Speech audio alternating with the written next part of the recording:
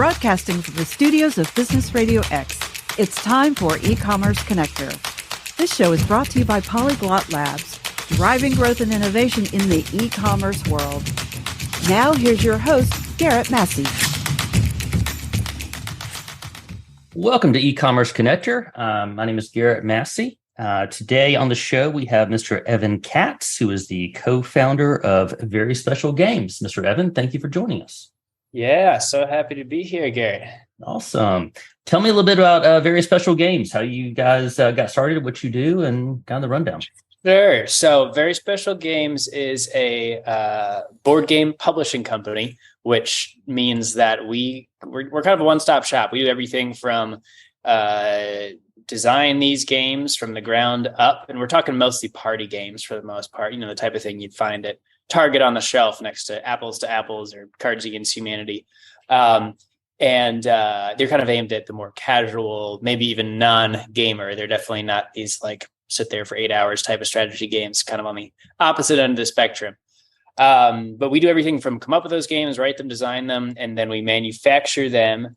And then most of what I spend my time doing is figuring out how the heck do we sell these things. So there's a ton of marketing that happens behind them, mostly kind of paid social marketing. And primarily we've grown over the past 5 years all through e-commerce. So we do 90+% of our sales on either Amazon or our own Shopify website. We've started to move into some of the larger retail stores. Like last month, we launched our first game in Target, but up until now, it's been very e-commerce heavy, and we've grown pretty quickly over the last, I think it's 4.5 years, coming up on 5. Congratulations. That's awesome. Congratulations as well as getting into Target. That sounds like it's a big deal. What was that process like, getting a product into Target? I think we first started having conversations with Target about this particular title 2 years ago. So that's about how long it takes. I think, this is our first title in there. I think it might go faster than that if we have a second and third title go in, but it involves going through a distributor, and that 2 years doesn't even account for the time it took to get set up with the distributor who would start pitching our game to Target. So it's quite a long ways. Which is the great thing about e-commerce is that you can kind of write your own destiny a little bit more, I think. If we were a retail brick and mortar focused company, you're kind of at the whim of these larger retailers, both on timeline and, whether they decide to stock your game or not. With e-commerce, you can be up and selling kind of as quick as you have something to sell, which has been great for us. Yeah. Tell me a little bit about the games you guys have designed and, the names folks may know. Sure. So our most well-known title, which is the one that just went into Target, is called Ransom Notes. And that is a game you may have been targeted on Instagram by our very persistent ads. But that's a game where you're given a prompt. The whole table is given a prompt, something like write a missing cat poster. And then you've got a pool of word magnets, fridge poetry magnets in front of you. And you have to try and do that, but only using your own word magnet. So people end up writing these grammatically terrible sentences that hardly make sense, but somehow it's usually a very funny time. So most of our games are kind of like that. They're slightly creative, but very approachable party games. Our most recently launched game was a little bit outside of that. It's called Abduction, spelled D-U-C-K in the middle of it. And it's a game where you are rearranging a bunch of little plastic ducks, kind of Tetris style, or Candy Crush style, if anyone's played that, and abducting them into a fun, flexible little rubber spaceship. So that one's also done quite well for us, and we're excited to get that out into the world. That's super cool. Did the COVID-19 pandemic have any effect on y'all's production capabilities? Oh man, yeah, we do. All the facilities that make pretty much all of the board games that you'll ever play are overseas. So it was an enormous change to what we were used to. We started in 2019. So like we had one normal year and we were like, this isn't so bad, as a 2-person company at the time. And then suddenly it was like, timelines were getting stretched from 3 months to 8 months. What used to be a $3,000 freight container became a $40,000 freight container. So, luckily we were as difficult as some of that was. I think we made our way through it just by luck through the most part of getting inventory here still in time for the holiday season, and managed to grow through that still. I think, the flip side of that was there were a lot more people playing board games. So the demand grew even as the difficulty in production also went up. But now things are definitely settling down. But I think, we're going to be living in the post-pandemic world for the foreseeable future. Yeah, right on.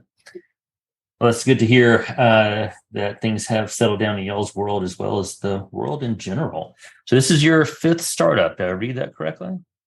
It is. And, depending on how you want to count things, you could say it's my 8th or 9th. But it's 5th as far as things that I've been involved where it's like, okay, this is a real company where we're at least fully invested into it, and something is happening more than just kind of dipping a toe in the water with a new idea. But yeah, I kind of got the startup bug really early on, really when I was in college, and despite some early failures, was like, you know what, I really like doing this stuff. And I'm was just telling someone the other day that I'm so glad that the business I get to work on right now is one where I both like the products that we're making, and I like that they're board games and creative. But I think what I like even more is running the business, because that almost feels like we're playing a game every day. That's always very fulfilling to me. Right on. You mentioned one of the major ways you guys have driven business has been through paid ads. Tell us a little bit more about that. What platform? Yeah, that is the really, if suddenly paid ads went away tomorrow, so would our business, pretty much. We are that dependent on it, and for the most part, through our history, we've grown through Facebook and Instagram ads have been the ones where we primarily see the biggest results. We've tested a lot of different other platforms and just haven't been able to get nearly as much the kind of measurable traction there. We are doing more and more with Amazon advertising. That's a bit of a harder one for us to figure out, but we know it's a piece of the puzzle.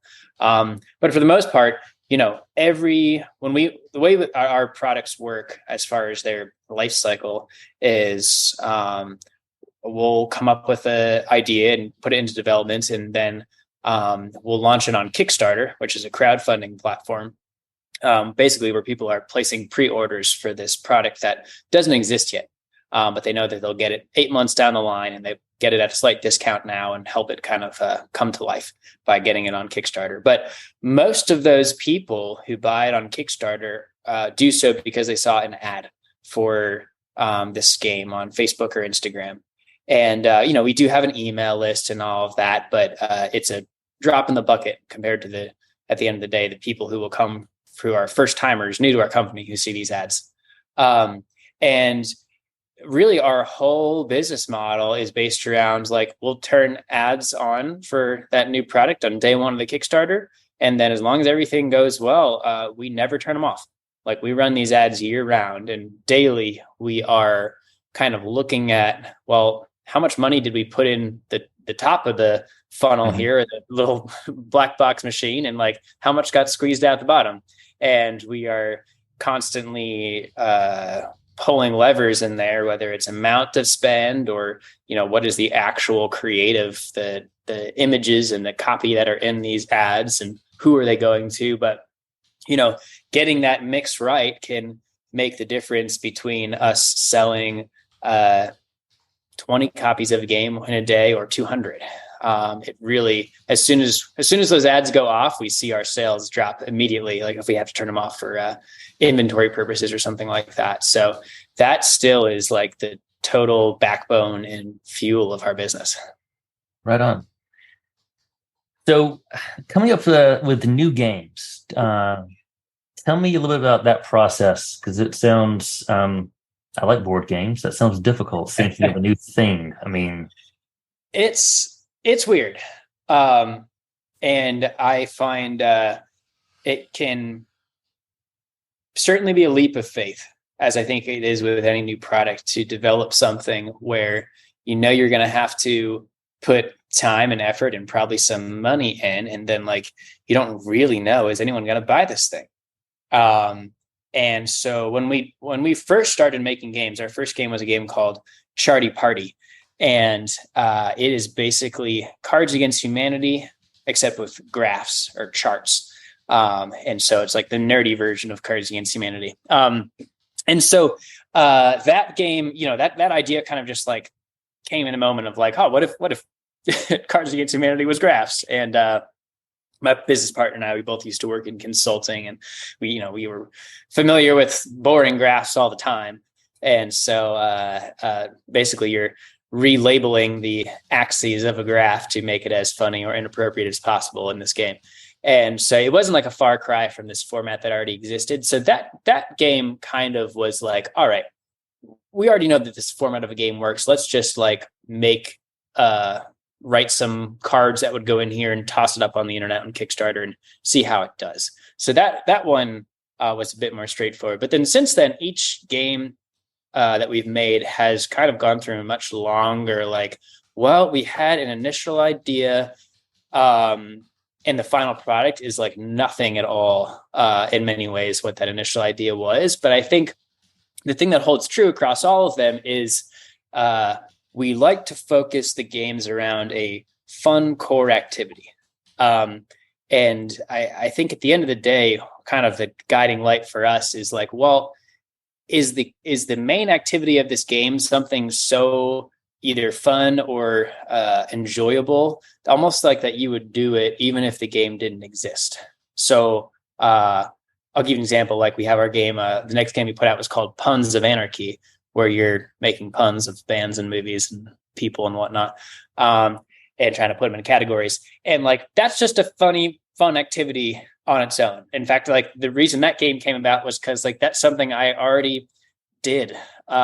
If you're like, how many puns can you make with, another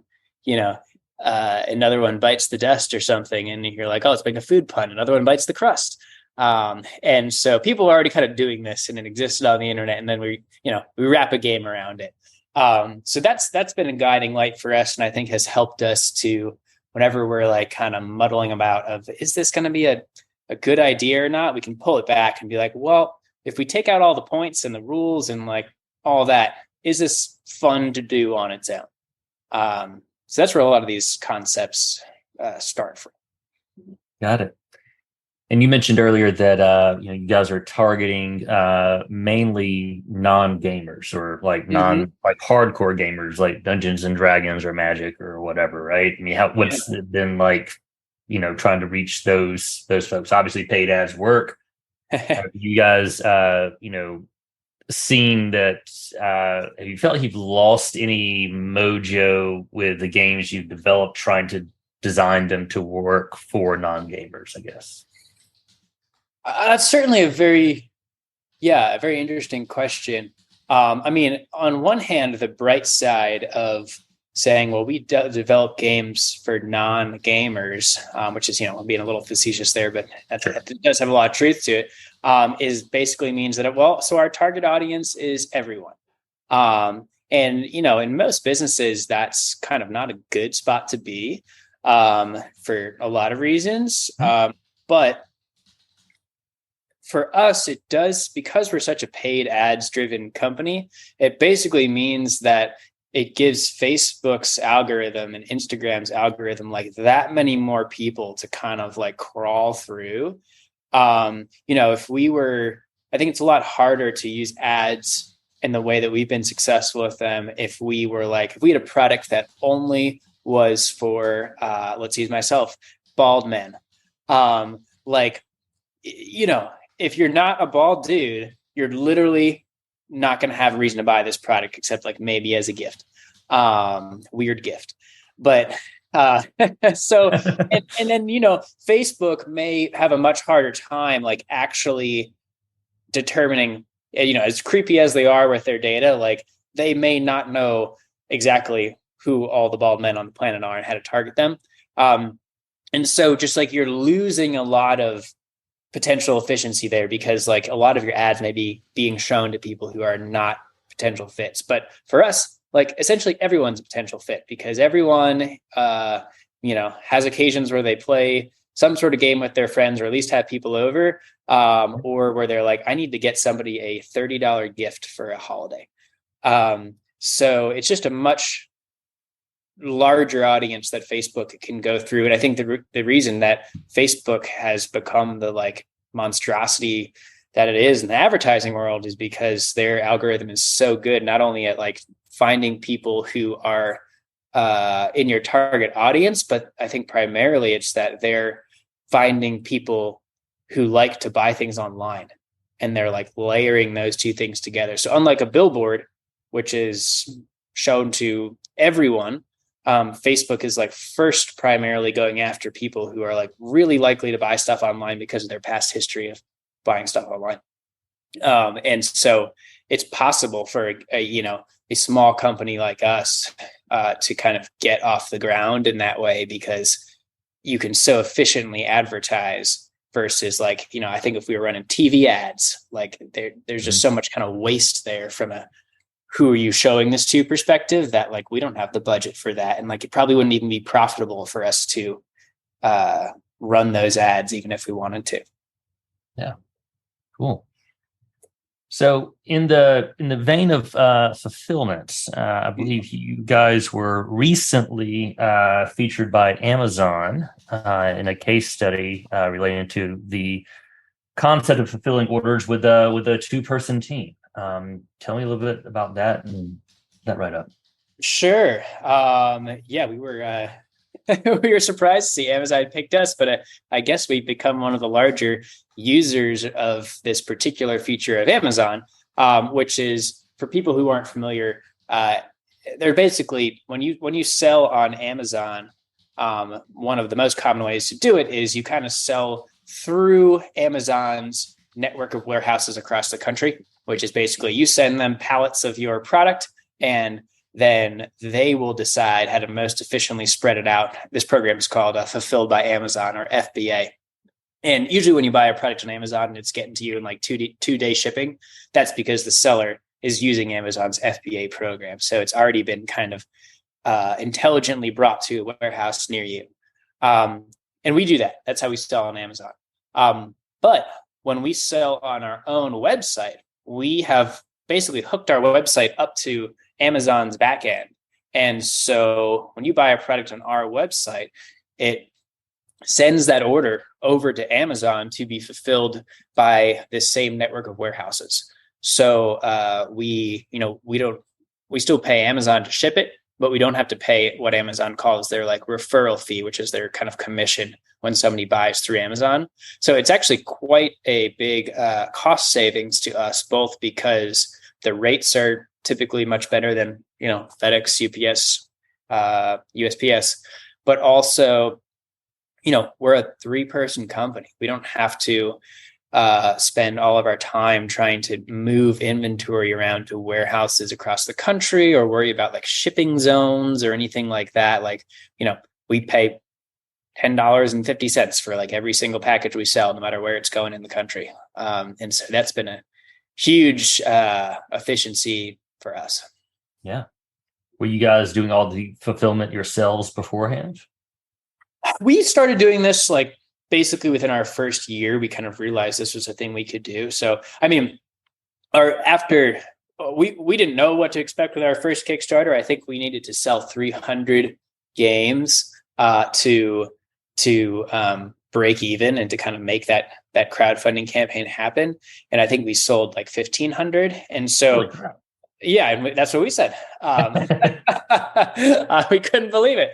But it was because these ads started working, and we were like, whoa, we can, for every dollar we're putting into an ad, we're getting like 3 out. Let's take the 3 that we just made and put them into more ads. And like, that's kind of what we've done.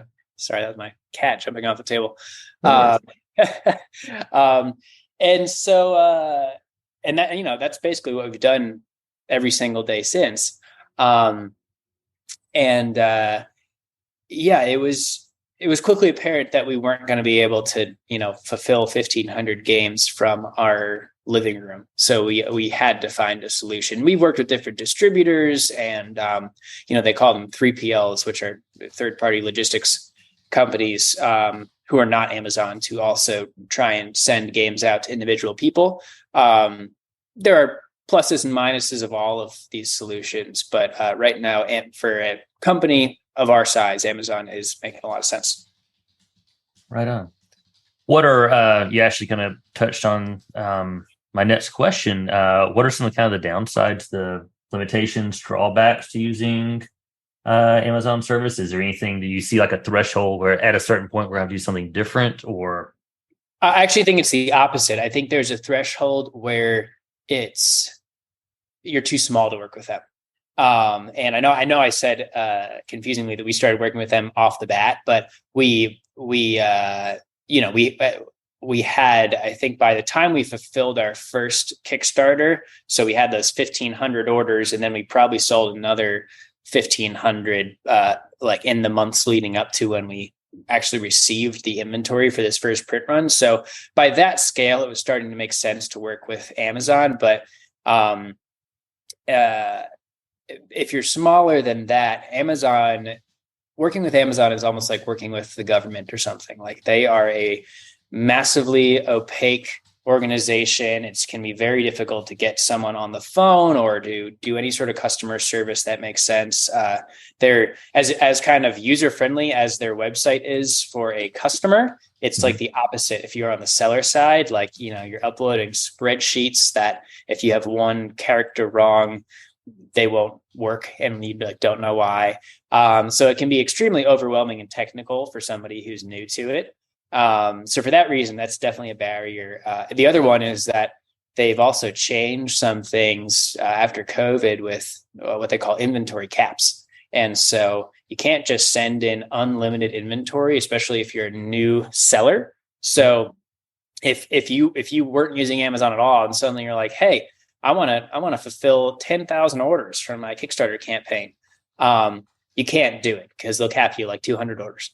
And so you have to kind of gradually build up. But now that our company has, I think last year we shipped around like 300,000 units online. So you're basically, Amazon's confidence in you as a seller grows. And so we're now able to do some pretty heavy lifting stuff. And I've even helped a couple other new game creators to do their fulfillment because of our capabilities there. And that's the kind of thing we're trying to grow into a little bit more. Super cool. Well, time for one last question, and Sure. it relates to other game companies, other folks that do what you guys do. So I feel like, at least during my childhood, we had Monopoly and Candyland and Rummy Cube and those games. I feel like over the past, decade or two, I guess, especially since Cards Against Humanity, that's the first one I remember personally. I've never been like a hardcore Dungeons and Dragons gamer or what have you. But what resources are there out there for folks looking to create their own games? I know a lot of folks surely have a lot of cool ideas. Man, well, we were in such a cool, like, golden age of board games, I think, because now more than ever, it's possible for small creators like ourselves, or even brand new creators to put something out into the world, and you don't have to be Hasbro or Mattel or any of these giant companies to do so. And honestly, the reason that's happened, in my view, is because of crowdfunding platforms like Kickstarter. Just because the main difference is that you can put your idea for a board game up there, and you need a prototype and that's about it.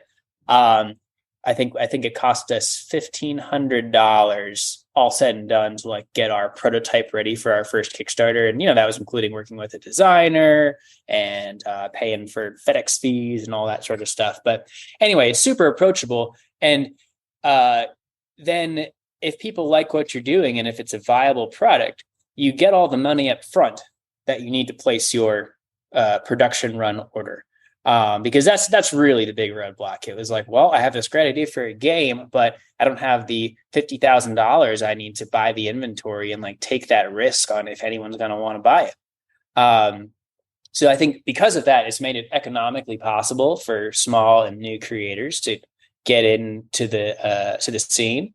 But I think when we were starting up, we of course were like, well, we don't know about any of this stuff. So I don't have specific places, but if you Google just like Kickstarter board game guide, or like, how to launch a board game on Kickstarter, there's so many really great resources. I think Stonemaier Games is one that has a particularly good kind of series of blog posts on places that you can or things you should consider when launching a new game. But there's now like so much literature out there that you can really read up on quickly.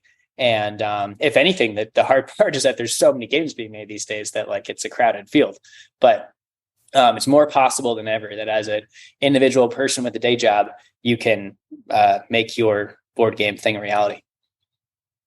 Very cool. Any hints on the next game that's coming out? Yeah. Actually, I think I can tell you about it because we are hoping to get this launched on Kickstarter next week. It's going a little crazy to try and make that happen, but it's happening very soon.